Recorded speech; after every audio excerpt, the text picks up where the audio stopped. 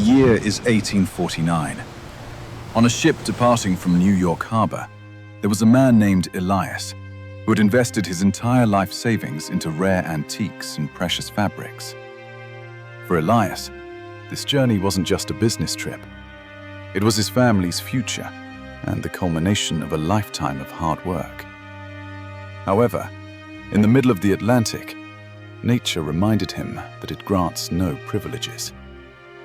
A massive storm tossed the ship like a toy, and Elias watched his entire fortune sink into the dark waters in seconds. When he finally stepped onto land, he had nothing left but the soaked clothes on his back. Standing there in his wet clothes, Elias realized he hadn't just lost his fortune. He had escaped a grand illusion. Most of us believe that our possessions, the numbers in our bank accounts, or people's opinions of us actually belong to us. But the Stoics remind us of a harsh truth. Everything you cannot control is actually your jailer. If your happiness depends on a sinking ship, market fluctuations, or a few words from someone else's lips, you are not a free man. You are a puppet of the external world. Now put yourself in Elias's shoes.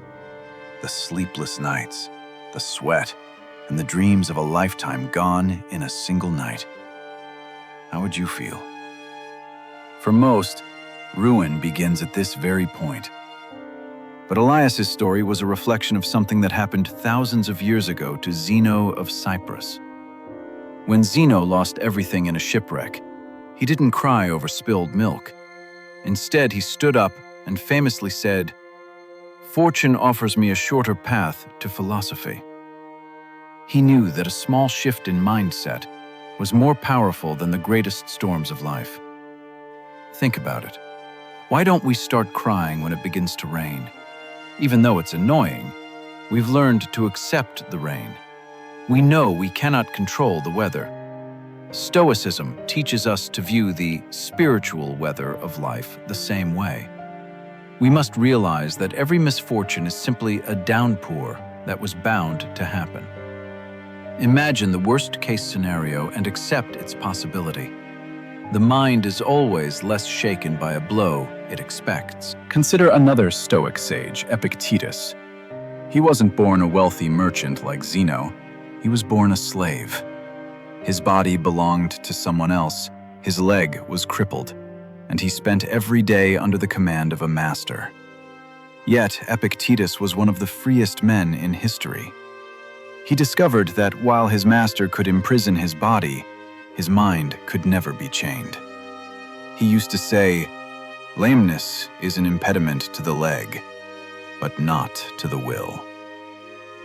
Elias realized that day on the docks that the ocean had only taken his fabrics. It couldn't take his honor, his knowledge, or his will to start over. This is the heart of Stoicism.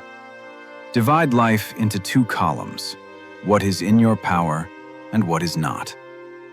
The rain, the sinking ship, the collapsing economy, these are not in your power. But standing tall, refusing to complain, and doing the best with what you have left, that is entirely up to you. Stoicism is not just about enduring bad events. It's about embracing them exactly as they are. This is called Amor Fati, to not just accept your fate, but to love it.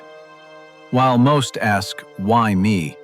a Stoic mind asks, "How can I use this?" Imagine you are a sculptor with a piece of hard, cracked marble. Do you complain? Or do you turn those cracks into the most artistic lines of your statue? For Elias, the sinking ship was a stone thrown by life. But he used that stone as a chisel to shape his character. Remember, light only enters through the cracks. Your breaking points are actually windows for your soul to shine through. No captain ever became a master on a calm sea. It is those massive waves of the Atlantic that will make you a master. So, what does Elias's storm in 1849 mean for us in the year 2026? Our ships are no longer made of wood. They sail through digital screens, career ladders, and social media validation. In the modern world, a shipwreck might be a layoff email, an algorithm change, or a single text message that shatters your world. We only realize how much comfort has numbed us when it is taken away. A modern Stoic is not the person having a breakdown in traffic. They are the one who says, "I cannot control the traffic, but I can control my reaction to it." Other people's thoughts are like Elias's sunken fabrics. They are outside, beyond your control, and they do not belong to you. Stoics don't just think. They train their souls like athletes. This is called voluntary discomfort. Taking a cold shower when hot water is available, sleeping on the kitchen floor instead of a soft bed, or living on a simple meal. This is not masochism. It is a declaration of independence. When you endure these situations by choice, your mind proves to you that your worst fears cannot actually destroy you. If you can find peace in these limited conditions, fate has nothing left to threaten you with. Remember, the world owes you no peace, but you owe yourself an unshakable mind. Those small challenges you choose voluntarily are actually preparing you for a much larger battle. Between what happens to you and your reaction, there is a space. In that space lies your entire freedom. Most people today have lost this space. They react instantly to a notification, a rude comment, or a minor setback. They are like dry leaves blown away by every wind. But a Stoic expands that space. Before you get angry at a slow internet connection or a lost project, you must stop and ask, is this under my control? If the answer is no, then giving it your peace of mind is a voluntary surrender. By reclaiming this space, you stop being a victim of your environment and start becoming the master of your soul. When Zeno's ship sank, his philosophy began. When Elias's ship sank, his character was forged. Your ship may have sunk today, but remember, the most interesting part of a story is the moment the hero loses everything. Before I close this video, I leave you with a challenge. For the next 7 days, turn off your phone for at least 1 hour every day and face the silence. Give up the comfort of hot water one morning and take a 30-second cold shower. And do not complain about anything you cannot control, whether it's traffic, the weather, or internet speed.